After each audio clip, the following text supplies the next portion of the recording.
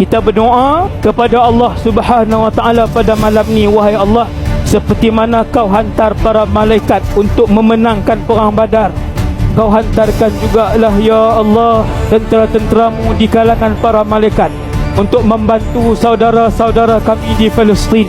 Wahai Allah, kami bertawassul dengan Nabi SAW.